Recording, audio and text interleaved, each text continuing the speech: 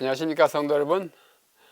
또다시 에스라의 나무 강단이 제공하는 안실학교 교과 시간 2024년 제1기 제6과 공부를 시작하겠습니다. 이번 기회에 우리가 배우는 시편은 그 위치가 성경 전체의 맨 중앙에 있다는 걸 첫째 시간에 말씀드렸습니다. 그 물리적인 위치가 중앙인 것과 마찬가지로 내용에 있어서도 창세기로부터 요한계시록까지를 다 이렇게 섭렵하는 그 많은 부분들을 차지하고 있어요. 그러니까 시편에는 창조부터 신지까지 그 내용들을 다 망라하고 있다는 점에 있어서 또 중심이기도 합니다. 오늘 제6과는 내가 일어나는 때라는 제목으로 공부를 합니다. I will arise, 일어나죠. 앉아있다가 일어나는 것입니다. 기억절은 시편 12편 5절에서 따왔습니다. 여호와의 말씀에 가련한 자들의 눌림과 궁핍한 자들의 탄식으로 말미암아 내가 이제 일어나 그가 원하는 안전한 지대에 두리라. 일어났으니까 지금까지는 어떻게 해 있었겠습니까? 앉아 계셨죠. 앉아서 다 살피고 듣고 한참 하다가 어떻게 해요?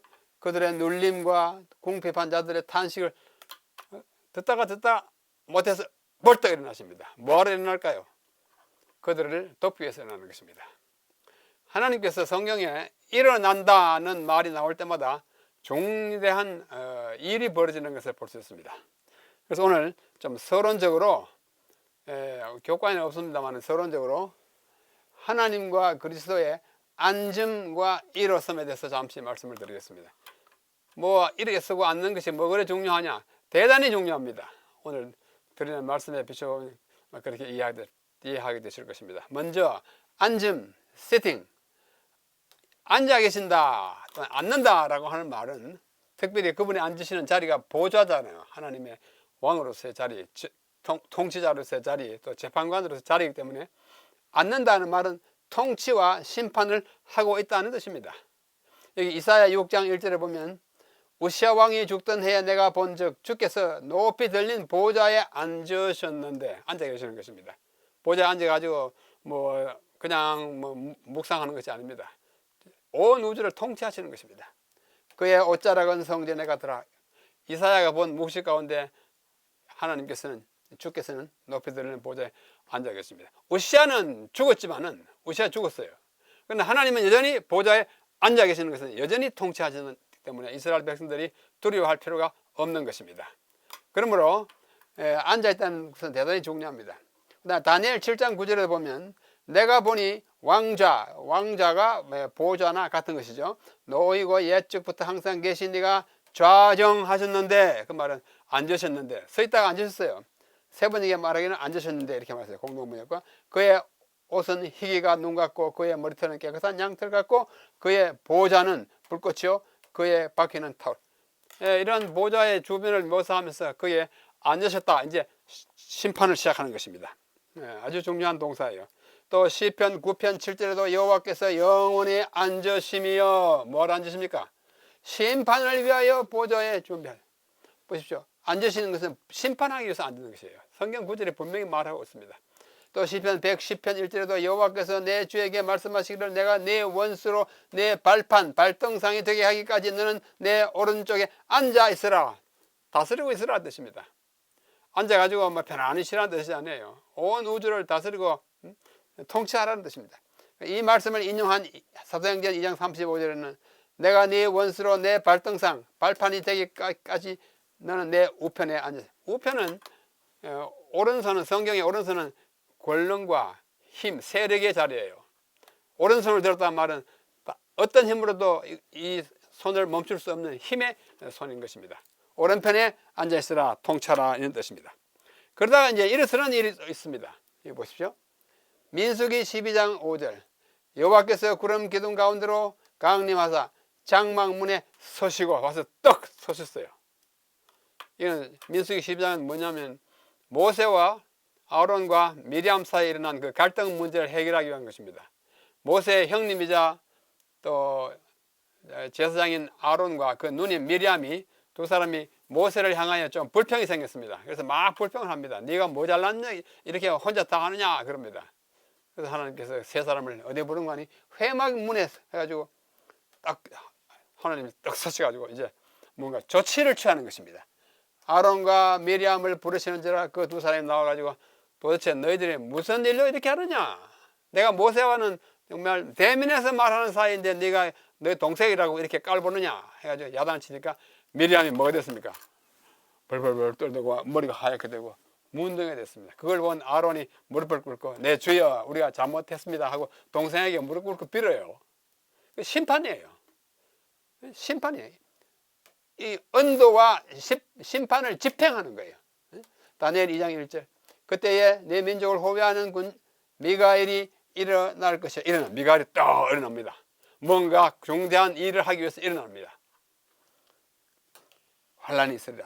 일어나는 것은 중대한 일 곧 언도 어떤 판결 앉아가지고 판결을 해가지고 언도합니다. 언도한 걸 집행합니다. 사도행전 7장에 이 스데반의 이야기예요. 스데반이 막 설교하다가 사람들 던지는 돌을 맞아가지고 거의 죽게 됐을 때 그 하늘을 보면서 외칩니다. 그들이 이 말을 듣고 마음에 찔려 그를 향하여 이를 갈거늘 스데반이 막 옛날부터 이야기를 설교를 쭉 하니까 막 분해가지고 일어나가지고 스데반이 성령 충만하여 하늘을 우러러 주목하여 하나님의 영광과 및 예수께서 하나님 우편에 서신 것을 보고 어떻게 했어요? 서셨어요. 앉아 계시다 딱 서십니다. 이제 뭐 할까요? 언도와 집행하는 것입니다. 말하되 보라 스데반이 말합니다. 보고 하늘이 열리고 인자가 하나님 우편에 서신 것을 보도다. 서신 것을 봐요. 예수님께서 중대한 일을 집행하려고 서신 것입니다. 그래서 이 대단히 중요한 일을 쓰고 앉는 것이 대단히 중요합니다. 그렇기 때문에 오늘 기억절에 말하기를 뭐겠습니까? 여호와의 말씀에 가련한 자들의 눌림과 궁핍한 자들의 탄식으로 말미암아 내가 이제 일어나 stand 또는 arise 해가지고 그 원하는 것을 안전한 지도로 놓겠다. 일어나는 것은 대단히 중요한 일을 하는 것입니다. 그 일어나는 그분이 누구냐? 제1소재 보면 권능의 전사, majestic warrior, warrior는 이제 싸움꾼이에요. 전사예요. 아주 위엄 어린 전사입니다. 권능의 전사예요. 그 성경 시편 18편, 지금 시편을 공부하고 있는데요. 18편 1절에 이렇게 말합니다. 여호와의 종 시인데 영장으로 한 노래입니다. 여호와께서 다윗을 그 모든 원수의 손에 사울의 손에서 구원하신 날에 다윗이 노래로 말로 여호와께 가로되 이건 서문 같은 거예요. 1절 나의 힘이신 여호와여 내가 주를 사랑하니이다. 여호와는 나의 반석이시요 나의 요새시요 나를 건지시는 이시요 나의 하나님이시요 내가 그 안에 거할 나의 바위시요 바위예요. 내가 그 안에 피할 나의 바위요 나의 방패시요 나의 구원의 뿌리시요 나의 산성이시로다. 7, 8가지의 그 많은 칭호 타이틀을 말씀합니다. 굉장한 분이에요. 하나님 어떤 분이냐? 뭐 나의 힘이고 반석이고 뭐요? 나의 하나님이고 건지시는 이런 분이에요. 굉장한 권능의 우리 전사입니다. 그분이 우리 하나님이니까 우리의 원수를 무찌러 주실까요? 안 주실까요? 뭐 쉽게 무너뜨리는 것입니다. 그 다음에 뭐 이제 내가 찬송 받으실 여호와께 아뢰리 내 원수들에게 구원을 얻으리라. 사망의 줄이 나를 얼어 또 불의의 창수가 나를 두렵게 하고 소울의 줄이 소울은 무덤이에요. 무덤의 줄이 나를 두르고 사망의 올무가 내게 이르렀도다. 내가 환난 중에서 여호와께 아뢰며 나의 하나님께 부르짖더니 그가 그의 성전에서 내 소리를 들으시며 그의 앞에서 나의 부르짖음이 그의 귀에 들렸도다. 이에 땅이 진동하고 산들의 터도 여동하였으니 그의 진노로 말미암음이로다. 그룹을 타고 다니시며 뭐 다 읽지 않겠습니다. 이 온 하늘을 그냥 전우좌우로 종횡무진으로 다니시면서 그가 하실 일을 하시고 억울한 자를 구원하시고 하나님의 백성의 원수들을 처치하시는 것입니다. 그런 권능의 전사가 우리 하나님이세요. 그러므로 시편의 기자들은 시인들은 이러한 권능의 전사에게 자기의 울분을 토로하고 원수된 사람들에 대하여 하나님께 벌 주시기를 구하는 것입니다. 또 시편 144편 5절 7절 다윗이 시예요. 여호와여 주의 하늘을 들이우고 강림하시며 산들에 접촉하사 연기를 내게 하소서. 번개를 번쩍이사 원수들을 흩으시며 주의 화살을 쏘아 그들을 무찌르소서. 위에서부터 주의 손을 펴사 나를 큰 물과 이방인의 손에서 구원하여 건지소서. 건져주실까요? 안 건져주실까요? 이 다윗이 굉장한 고통을 겪고 있는 거예요. 다윗은 고통을 겪을 수밖에 없는 것이 원수가 많아요. 원수가 둘러싸고 있습니다. 그때 전사 하나님께 자기를 구원해달라고 요청하는 것입니다. 이 찬송들은 주님의 백성을 위협하는 악한 세력을 물리치시는 놀라운 능력을 찬양하는 것입니다. 이 찬송들은 전사이시며 심판자이신 하나님의 위엄을 묘사합니다. 위엄. 시편에 자주 등장하는 전사로 묘사된 하나님의 모습은 그의 백성의 부르짖음과 고통에 대한 응답의 엄중함과 긴급함을 강조하는 것이죠. 전사가 탁 가지고 해결사예요. 그런 하나님인 것을 우리에게 보여주고 있습니다. 여기 교회정은 3권에 있는 말씀을 잠깐 인용합니다. 주님께서 싸우시며 영광은 그 주님의 것입니다. 여리고를 탈취한 승리는 백성들의 전쟁이나 과시에 의한 것이 아니었다. 여호와의 군대 장관이 예수님이에요. 구약에 나타난 여호와의 군대 장관 예수님, 하늘 군대를 인도하셨다. 전쟁은 주님의 전쟁이었고 싸움은 싸우신 분은 다름 아닌 주님이셨다. 이스라엘 자손들은 손 하나 까딱하지 않고 승리와 영광은 주님의 것이었고 전리품도 그분의 것이었고 그분은 그분의 곡간을 위한 금은을 제어하고 모두를 다 불살라고 했어요. 그 물건 취하기 위해서 전쟁하는 거 아니기 때문에. 그래서 여리고를 함락하는 것도 그 사람들이 한 거 없어요. 아무 손에 없어요. 적수공권으로 가가지고 어떻게 해요? 막 외쳤더니 무너진 것입니다. 하나님이 무너뜨린 것입니다. 하나님이 우리의 전사인 것입니다. 자, 둘째, 압제당하는 자를 위한 공의를 베푸시는 분이에요. 압제당하는 자. 시편 9편 18편 공핍한 자가 항상 잊어버림을 당하지 아니하며 가난한 자들이 영원히 실망하지 아니하며 하나님 도우시니까 그래요. 12편 5절 우리 오늘 기억절이에요. 여호와의 말씀에 가련한 자들의 눌림과 공핍한 자들의 탄식으로 말미암아 내가 이제 일어나 너희들의 기도에 응답하여 내가 일어나서 너희들이 원하는 바를 행해 주겠다. 그래요? 그다음에 40편 17절 나는 가난하고 공핍하오나 주께서는 나를 생각하시오니 주는 나의 도움이시오 나를 건지시는시라 나의 하나님이여 지체하지 마소서. 군박할 때 막 해달라는 거예요. 억압당할 때 가서 해결해달라고 공의를 베풀어달라고 하는 기도입니다. 또 시편 146편 6절로 10절 여호와는 천지와 바다와 그 중에 만물을 지으시며 영원히 진실함을 지키시고 억눌린 사람들을 위해 정의로 심판하시며 이게 오늘 요 제목이에요.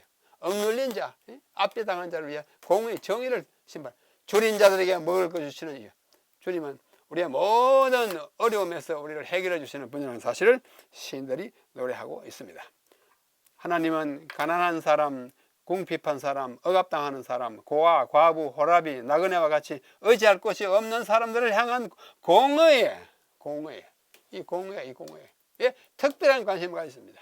하나님의 백성이 억울하게 취급당하고 군박당하는 것은 하나님이 견딜 수가 없어요. 공의, 정의가 베풀어져야 하는 것입니다.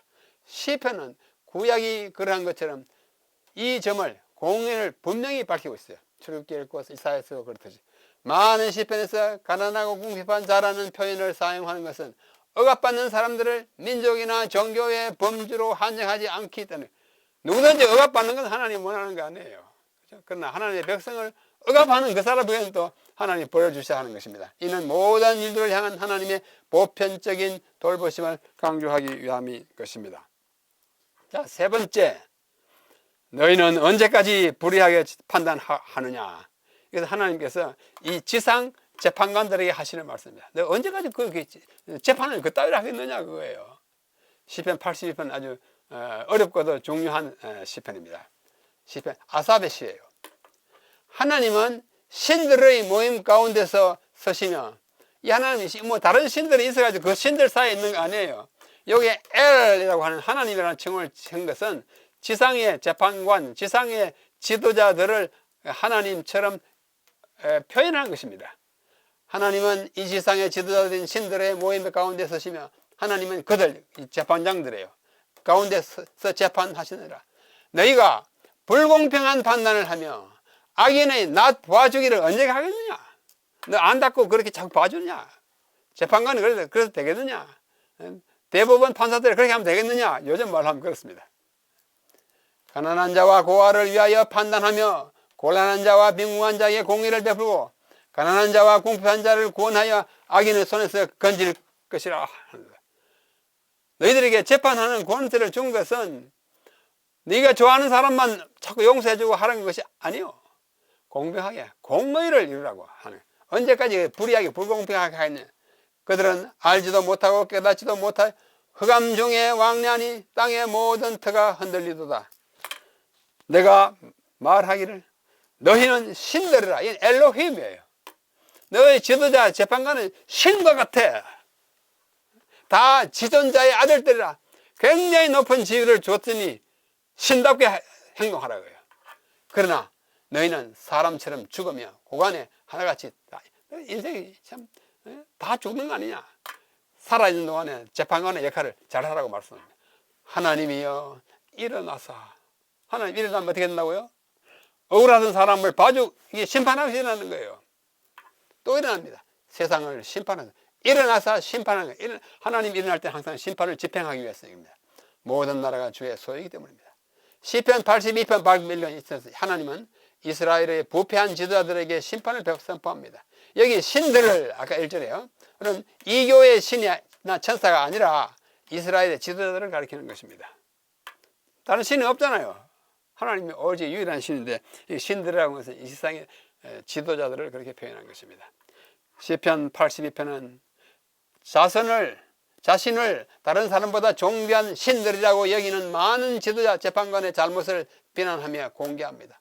하나님은 이스라엘의 지도자들을 지존자의 아들들이라 부르시며 그분을 대표할 수 있는 특권을 주셨지만 이제는 그 악한 지도자들을 버리십니다. 하나님께서는 그들로 모든 사람과 동일한 도덕적 적용을 받는 유한한 존재임을 상기시켜 줍니다. 하나님의 법 위에 있는 사람은 아무도 없습니다. 하나님은 온 세상을 심판하실 것이고 그분의 백성에게도 동일한 책임을 물으십니다. 지도자와 백성 모두 거룩한 재판관이신 예수를 본받아 살고 그의 판단을 받아야 하기 때문입니다. 자, 네 번째, 주의 분노를 부으시며 제목입니다. 수요일 제목이 이 시편 58편 6절에 보면 믹담이라는 것은 속죄의 시편이라고 하는 뜻을 가지고 있어요. 그다음에 알다셋은 무슨 말인지 잘 몰라요. 이게 알다셋은 파괴하지 말라는 뜻인데 포도 수확 때 포도를 막 헝클어 놓으면 파괴되면 수확 하나만, 그러니까 파괴되지 않도록 수확하라고 그때 부르는 노래를 알다셋이라 했다고 전해집니다. 하여튼 마침내 하나님이여 그들의 입에서 이를 꺾었어. 입에서 이를 꺾으면 어떻게 입 역할을 못하잖아요. 여호와여 젊은 사자의 어금니를 꺾어내시며 그 포악한 사람들 백성은 물어뜯는 어금니를 뽑아내 버리십시오. 그들이 급히 흐르는 물같이 사라지게 하시며 겨누는 화살이 꺾임 같게 하시며 소멸하여 가는 달팽이 같게 하시며 만삭되지 못하여 출생한 자 그가 햇빛을 보지 못하니 일종의 저주 시편에 하나님의 백성의 원수들에게 좀 처치해달라고 우리를 막 물어뜯는 이 이빨 좀 빼달라고 하는 게 시편 가운데 저주의 시편이 대단히 많습니다. 뭐 어떻게 할 도리가 없어요. 굉장히 억압과 온대이기 때문에 그들을 심판하시고 좀 나무래 달라고 하는 저주의 시편입니다. 믹담과 알다셋은 자, 그다음에 보면 이제 주의 분노를 붓게 됩니다. 69편 소사님이라는 말은 백합화라는 뜻이에요. 이게 가락의 이름인데 아마 아름다운 가락을 나타내는 음악 용어 같습니다. 멋진 노래. 그들의 밥상이 올무가 되게 하시며 그들의 평안이 덫이 되게, 다 저주의 시편이에요. 하나님의 원수들에 대한 벌을 내려주실 것입니다. 그들의 눈이 어두워 보지 못하게 하시며 그들의 허리가 항상 떨리게 하시며 주의 분노를 그들의 위에 부으소서. 주의 분노를 부어달라고. 하나님이여 그 노함을 그 악한 사람들이 좀 부어주십시오. 벌받게 해주십시오. 시인의 기도 가운데 한 부분이에요. 주의 맹렬한 노가 그들 위에 미치게 하소서. 그들의 거처가 황폐하게 하시고 그들의 장막이 사는 사람이 없게 하시고 무릇 그들이 주께서 치신 자를 핍박하고 주께서 상하게 하신 자의 슬픔을 하나님의 백성의 원수들에게 벌을 내려달라는 이 간절한 소원을 시인한 기도하고 있는 것이에요. 여기 시편 94편 1절 2절에도 여호와여 복수하시는 하나님이여, 복수하는 보복하시는 하나님이여, 악인들에 대하여 복수하시는 하나님이여, 복수하시는 하나님이여, 빛을 비추소서. 세계를 심판하시는 주여 일어나. 좀 일어나시오. 왜 앉아 계십니까? 일어나서 교만한 자들을 마땅한 벌을 주소서. 시편 137편이다. 여호와여 예루살렘이 멸망당하던 날을 기억하시고 에돔 자손을 치소서. 에돔이 항상 괴롭혔어요. 그들의 말이 헐어버리라 그 기초가 까지 헐어버리라 하였나이다. 멸망당할 딸 바벨론아, 네가 우리에게 행한 대로 네게 갚는 자가 복이 있으리로다. 네 어린 것들을 바위에 메어 치는 자는 복이. 참 잔인한 인간적인 잔인한 기도예요. 어린아이를 바위에 메어 치지. 얼마나 분통이 터졌으면 그렇게 하나님께 기도하겠습니까? 이런 기도라도 우리는 하나님께 드릴 수밖에 없어요. 우리는 더 이상 존재할 수 없는 아주 긴박한 극한 상황에 있기 때문입니다. 자, 이런 기도도 성경에 있어요. 저주 시편입니다. 여기 교회 정원에도 보면 악한 행위가 잊어버린 바 되거나 간과되지 않는다는 것을 우리 젊은이들이 알려. 지금 악한 행동을 하는 사람 끝까지 성성장구하지 않아요. 언젠가는 벌 받아요. 이 세상에서 벌 안 받으면 다음 세상이라도 벌 받습니다. 뭐 하나님 예수님 오시면 다 벌 받잖아요. 하나님께서는 국가를 심판할 재료를 간직하고 계신다. 이 세상 역사의 모든 세계를 통하여 악한 일꾼들은 진노의 날에 임할 진노를 쌓아. 범죄가 정해진 하나님의 시간이 딱 오면 딱 벌을 주는 거예요. 이 세상의 국가들의 흥망성쇠를 보십시오. 로마가 망하기라고 누가 알았습니까? 러시아가 분해되리라고 누가 알았습니까? 러시아가 아니고 소련요. 열 몇 개 나라로 빡 깨졌잖아요. 미국이 뭐 저렇게 영원히 저렇게 되지도 않을 거예요. 성경 예언은 다 제국의 흥망성쇠가 하나님의 뜻과 그들의 하기에 달렸다는 사실을 역사가 증명해주고 있는 것입니다. 자, 다섯 번째는 주님께서 심판을 항상 성소에서 하세요. 참 신기해요. 시편 96편 6절로 10절. 존귀와 위엄이 그의 앞에라는 것은 하나님의 면전 있고 성소에 있고 능력과 아름다움이 성소에 있다. 성소는 참 아름다운 것입니다. 하나님의 능력이 있는 것이야. 만국의 족속들아 영광과 권능을 여호와께 돌릴지어다. 여호와께 돌릴지어다. 여호와의 이름에 합당한 영광을 그에게 돌릴지어다. 예물을 그의 궁정에 들고 가라. 성소예요. 성소입니다. 아름답고 거룩한 것으로 여기더라. 모든 나라 가운데서 이르기를 여호와께서 다스리시니 어디 있어요? 성소에서 다스려요. 세계가 굳게 서고 흔들리지 않으리라 이렇게 말씀하시면서 그 다음에 9절에 보면 시편 99편 1절로 4절에 보면 여호와께서 다스리시니 만민이 떨 것이다. 여호와께서 그룹 사이에 자정하시니 땅이 흔들릴 것이요 시온에 계시는 여호와는 위대하시고 모든 민족보다 높으시다. 주의 크고 두려운 이름을 찬송할지니 그는 거룩하심이라. 능력 있는 왕은 정의를 사랑하느니라. 이게 통치자의 해야 할 일이에요. 주께서 공의를 견고하게 세우시고 주께서 야곱의 정의와 공의를 행하신다. 어디서요? 성소에서. 성소에서 그렇게 할 것을 지시하셨고 성소에 있는 모든 기물의 상징이 그렇게 할 것을 악인은 벌을 주고 의인은 상을 받을 것을 암시하고 있어요. 다 그렇습니다. 우리가 그의 계신 곳 성소로 갑니다. 들어가 그의 발등상 앞에 엎드려 예배하려다. 여호와여 일어나사 또 일어나요. 일어날 때마다 중대한 사건이 벌어져요. 주의 권능의 교회와 함께 평안한 곳 성소예요. 들어가셔서 시온도 성소이기 때문에 시온이에요. 영혼이 싣고 성소예요. 거처가 성소예요. 다 성소에서 일어납니다. 모든 심판의 활동이 성소에 계신 하나님께서 일어나는 것입니다. 아주 분명합니다. 여기도 하나님께서 하시는 모든 일이 성소에서 벌어지는데 보시면 내가 그 제사장들에게 구원을 옷 입히리니 이제 구원을 줍니다. 하나님 백성에게. 또 그 성도들은 즐거이 내가 거기서 다윗의 뿌리 되게 다윗에게 뿌리 나게 한다. 뿌리는 뭐예요? 뿌리 탁 뭐 분노를 상징하기도 하지만 뿔은 권세, 세력을 다윗에게 힘이 있게 하겠다는 뜻으로 뿔나게 하는 것입니다. 흔히 하는 말로 뿔났다 할 때 화난 것 그 뿔이 아니에요. 성경에 말하는 뿔은 능력의 뿔입니다. 자, 교과서에 없지만은 주님의 심판이 성소에 일어나는 사실은 역사적으로 많습니다. 그 중에 몇 가지만 소개합니다. 모세와 아론과 미리암을 아까 회막으로 불러가지고 아론과 미리암을 야단쳤잖아요. 미리암이 문둥이가 되고 아론은 막 거꾸로 빌고 회막에서 했어요. 너희 사면은 회막으로 집합 그랬어요. 또 고라의 반역이 일어났죠. 민수기 16장에 보면 고라의 반역이 일어나가지고 대대적인 쿠데타가 일어났을 때 하나님께서 각 지파에서 지팡이 하나 가져오라 해가지고 12개의 지팡이를 어디에다 갖다 놨어요? 회막 안 증거기 앞에 두었다가 그 다음날 가져와 내보니까 아론의 지팡이는 싹이 나고 11개 지팡이는 아무것도 안 나왔어요. 성소 안에서 심판이 벌어진 것입니다. 사륙하는 기계를 든 사람이 심판하러 나가는데 에스겔서에 보면 에스겔서 9장이에요. 성소에서 시작합니다. 그 다음에 2300 주야의 심판 예언이 성소의 정결로서 끝납니다. 성소예요. 마지막 때에 심판을 집행하는 천사들이 모두 성전으로부터 나와서 심판합니다. 요한계시록 14장, 15장, 16장 자꾸 성전에서 나와요. 성전에서 심판이 이루어지고 성전에서 심판이 시작됩니다. 그래서 성소는 우리가 별도로 연구합니다만 심판과 굉장히 깊은 관계를 가지고 있습니다. 또 성소에서 진행되고 있는 각 시대전쟁터요. 심판 사업이 쭉 이야기하고 있습니다. 성소에서 진행되고 있단 말입니다.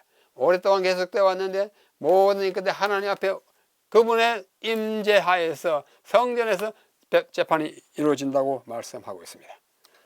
자, 더 깊은 연구를 위하여 한 말씀 읽고 마치겠습니다. 이거 어디서 왔냐면 산상보건에서입니다. 예수님은 사람이 너희를 욕하고 핍박할 때 기뻐하고 즐거워하라고 말씀하셨어요. 기뻐할 수 있습니까? 없잖아요. 그러나 잘 참아요. 왜? 하나님께서 보수해 주실 것이기 때문입니다. 또 그분께서는 주님의 이름으로 증거한 선지자들을 고난과 오래 참음의 본으로 우리에게 주셨어요. 아담의 자손 중 최초의 그리스도인이었던 아벨은 순교자가 되었고 에녹은 하나님과 동행했고 세상이 그를 알지 못했어요. 노아는 광신자로 또는 민심을 소란케 하는 자로 조롱을 받았지만 그분을 말미암아 그 당시의 사람들이 한 가지 구원을 받았어요. 하나님의 백성은 일반 사람들의 애호를 받지 못합니다. 존경을 받지 못해요. 저 바보같이 광신자다. 오늘날 우리가 재림을 전하면 좀 머리가 돌았다 이렇게 생각하지 않습니까? 괜찮아요. 그러나 성경 말씀은 그대로 이루어질 것입니다. 또 어떤 이들은 희롱과 채찍질 뿐 아니라 결박과 옥에 갇히는 시험도 받았으며 더 좋은 부활을 얻고자 하여 악행을 받되 구차히 면하지 아니하였다고 히브리서에 말씀합니다. 순교는 인간이 당할 수 있는 최고의 영예입니다. 그러나 그것은 아파요. 찌르고 죽잖아요. 그러나 조금 먼 안목으로 보면 영원한 자의 눈에 보면 그 순간의 고통은 영원한 상을 얻게 하는 것입니다. 자, 오늘 제6과 내가 일어날 때 일어나는 것이 얼마나 중요한지 보셨죠? 여러 성경 구절이 일어났다고 합니다. 앉아만 계시지 않습니다. 하나님의 백성이 고난을 당할 때 마시면 일어서십니다. 예수님도 일어서십니다. 이제 재림하기 위해서 곧 일어서실 것입니다. 세상이 심판받고 끝날 것입니다. 그런 하나님이 시편에서 많이 노래되고 있다는 사실을 명심하면서 우리가 오늘 지나간 성경 구절들을 다시 읽어보시면, 자, 기억제를 우리 같이 읽고 마치겠습니다.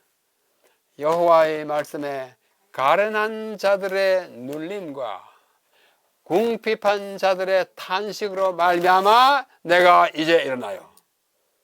이것 때문에 일어나요. 왜? 일어나서 탄식을 중단시키고 눌림을 해결해 주기 위해서 일어납니다. 그가 원하는 안전한 지대에 둡니다. 우리 시편을 읽으면서 정말 하나님은 우리의 피난처 반석이요, 우리의 요새요, 우리 의지할 뿐이라는 사실을 생각하며 어떤 시련이 이 땅에서 닥치더라도 그걸 이길 수 있고 박차고 나올 수 있는 힘을 갖게 되시기를 간절히 바랍니다. 시편의 위력은 여기에 있고 이번 기회에 시편을 공부하는 목적도 여기에 있습니다. 다음 주에 제7과 때 다시 한번 뵙겠습니다. 안녕히 계십시오.